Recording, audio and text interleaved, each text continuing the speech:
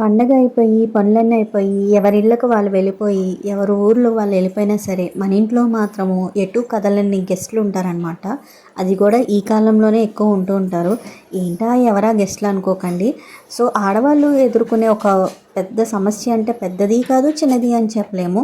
మన రోజువారీ జీవితంలో అలవాటైపోయినాయి వీటితో పాటు కూడా. వాటి గురించి తెలుసుకుందాము. Welcome to learn more. ఇంటికి వచ్చి భోజనం చేసే వాళ్ళే గెస్ట్లు అనుకుంటే ఎలాగా? మన కిచెన్లో మనతో పాటు ఉండే వాళ్ళు కూడా గెస్ట్లే అంటాం కదా. ఏంటో కాదండి, మనం ఎంత క్లీన్ చేయండి కిచెన్ పొద్దున్న నుంచి సాయంత్రం వరకు ఎంత క్లీన్ చేసినా ఇలాంటి చిన్న చిన్న ఈ ప్లైస్ అనేవి ఉంటూనే ఉంటాయి.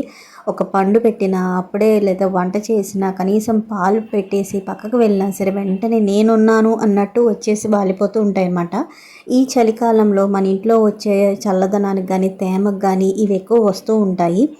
మీరు ఎంత క్లీన్ చేసినా సరే, కిచెన్ అంతా నీట్గా పెట్టినా సరే, ఏదో ఒక మూలల కనీసం ఆయిల్ డబ్బా పైన అయినా సరే వాళ్తూ ఉంటాయి అన్నమాట. ఇవి చూడటానికి చిన్న చిన్నగా ఉన్న వీటి చేసే మాత్రం మామూలుగా ఉండవు. ఏదైనా ఒక కూరగాయ కోసి కాసేపు అటు వెళ్ళినా సరే వెంటనే వాలిపోతూ ఉంటాయి అన్నమాట. ఫ్రూట్స్ పెడదామన్నా సరే అక్కడే ఉంటాయి. సో ఈ చలికాలంలో వీటితో పాటు నల్ల చీమలని, చిన్న చిన్న కాక్రోచెస్ ఎప్పుడు మనతోనే ఉంటాయిలేండి, మనం ఎంత క్లీన్ చేసినా కూడా. కానీ ఈ చలికాలంలో అయితే ఇంకా ఎక్కువ వీటి చిన్న చిన్న ఫ్లైస్ పెడతా ఉంటాయి. వీటిని నూసు పురుగులను కూడా అంటూ ఉంటారు.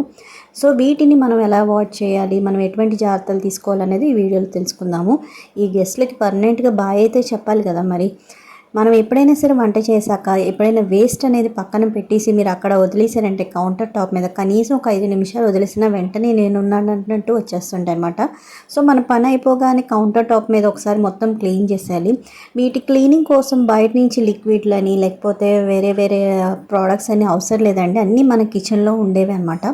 కేవలం మనం కొంచెం వాటి ఒకసారి తయారు చేసుకొని పక్కన పెట్టుకుంటే సరిపోయింది.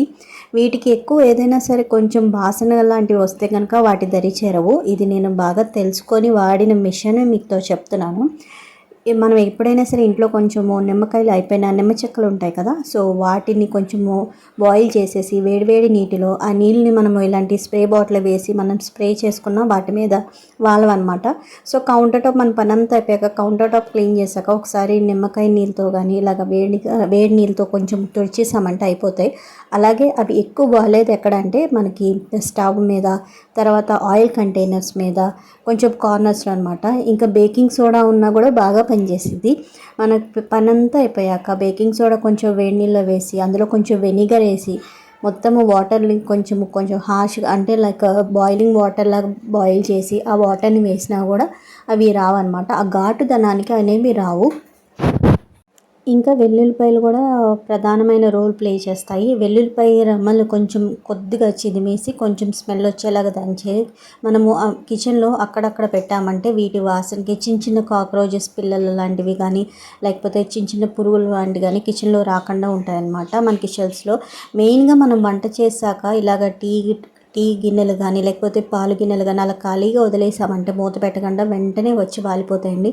వీటిని తగ్గించడానికి ఎటువంటి బయట ప్రోడక్ట్స్ అవసరం లేదు. కేవలం నిమ్మకాయలు ఇలాంటివి ఉంటే సరిపోతుంది. ఇంటికి ఏదైనా ఫ్రూట్స్ తీసుకొచ్చినప్పుడు వెంటనే వాటిని కిచెన్లో వదిలేయకుండా మన పని అయిపోగానే వెంటనే వాటిని ప్యాక్ చేసి ఫ్రిడ్జ్లో పెట్టడము, కూరగాయలు కోసిన వెంటనే వాటి డస్ట్ని మొత్తము వేస్ట్ అంతా చెత్తనంతా తీసేయడము, మనం కిచెన్లో పెట్టుకునే చిన్న చిన్న డస్ట్బిన్ల మీద కంటైనర్స్ మీద క్లోజ్ చేయడము, మనం ఏదైనా వంట చేసాక మూతలు పెట్టడము, డబ్బాల మీద కానీ లేకపోతే ఆయిల్ కంటైనర్స్ మూతలు పెట్టడం, ఇలాంటి చిన్న చిన్న జాగ్రత్తలు తీసుకోవడం వల్ల ఇలాంటి చిన్న చిన్న ఫ్లైస్ అనేవి కిచెన్లో రాకుండా ఉంటాయి.